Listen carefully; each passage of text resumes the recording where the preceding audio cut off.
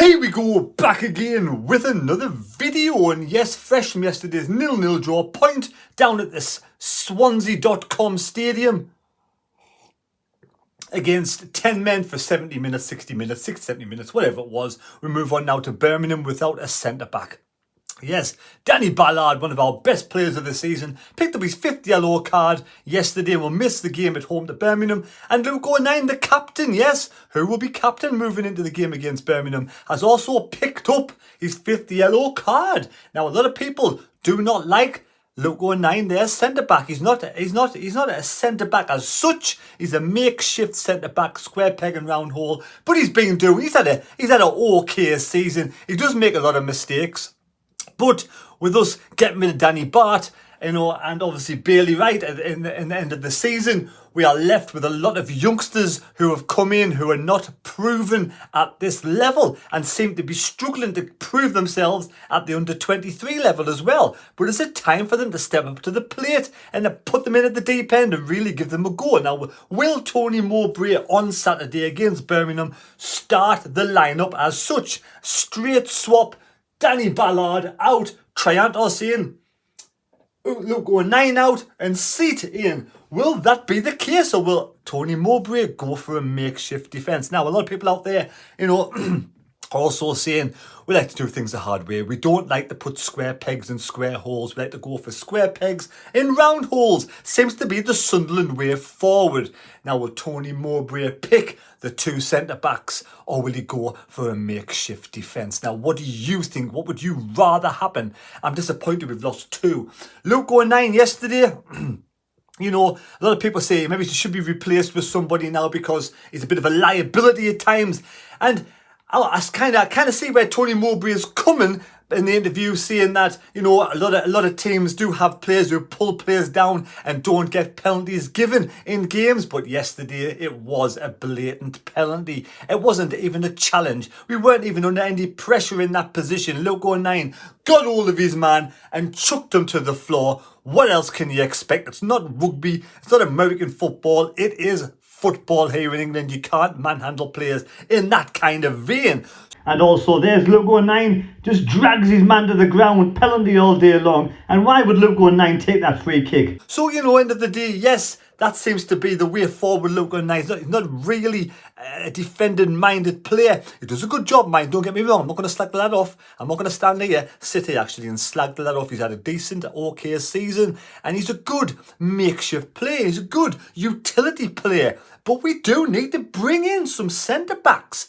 If these 2 aren't up to the scratch, and the only way we'll find out is by, for me, starting them both on Saturday. Then we can see going forward whether we need to bolster those central defensive positions in the January window. If these 2 can't make it just yet, then for me are the 2 more players for next season. We need to bring in a centre-back in the January window. So let's see what happens. But who will be captain? Who do you think goes? For me, Dan Neil, for me, has to be the captain. But yesterday, Patrick Roberts, down the right-hand side, Dan Neil gets the ball, driving through the middle, and Patrick Roberts is wide open, and Dan Neil goes and shoots. Now, Patrick Roberts went absolutely mental with Dan Neil on that occasion for not passing to him. I can see where he's coming there.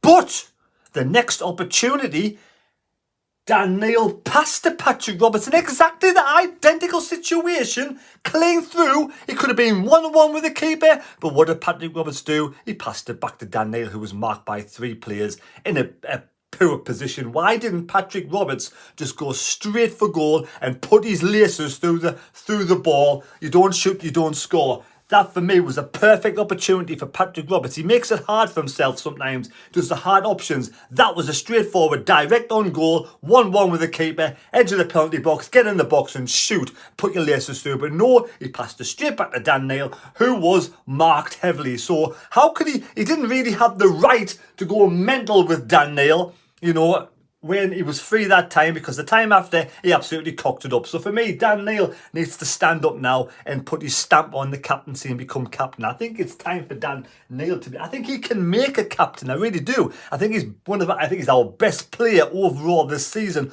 on the pitch, along with the likes of Danny Ballard. So for me, I'm thinking of all the players, it has to go, the captaincy has to go to Dan Neil. But will Tony Mowbray, and let me know in the comments down below, start with Triantus and Sleet? Or will he change it around? What else can he do? I think what he might do, a lot of people think the same. I mean, we've got Trey Hume here. Will he try and do something different? Will he bring in Serkin? And then have Hume in the middle here.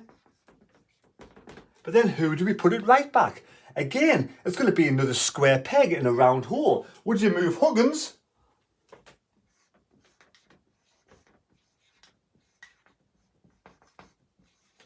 Over to this side.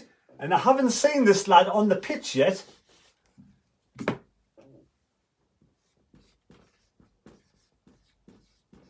Stick Taylor on that side. Now, personally, no. I mean, as much as I think you're going to be a good lad coming forward in the future, I'm happy to keep it and bring in the 2 new centre-backs. I'm sure Tony Mowbray will think about and do something. Maybe he goes 3 at the back. He might have Hume.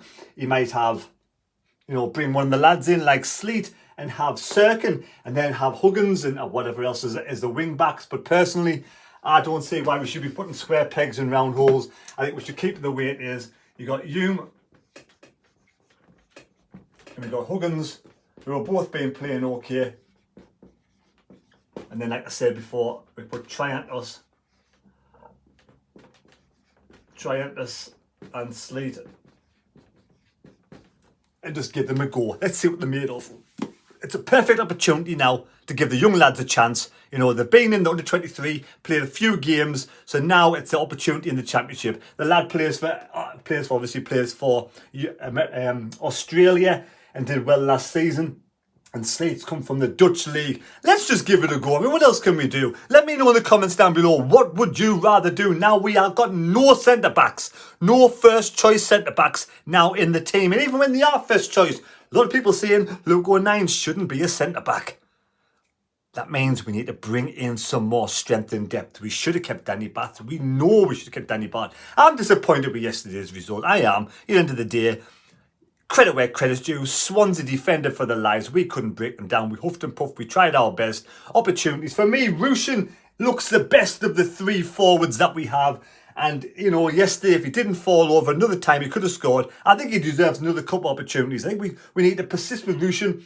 I think that it was kind of coming together in the first half. We did look good again, 11 versus 11. But as soon as Swansea went out of 10 men, it was all the bodies behind the ball. And we found it really difficult to break them down. I would have left Rushin on yesterday. I wouldn't have taken him off just because of the yellow card scenario. Thinking maybe he might get another yellow card and sent off. So Rushin has to start and work on the training pitch, trying to get him into the game and give him opportunities. He has got direct pace. He gets him behind the players and a couple of good balls. It was a good ball from Job yesterday. Got him in. He just slipped as he just went down as he shot. I think Rushin for me is the way forward up front.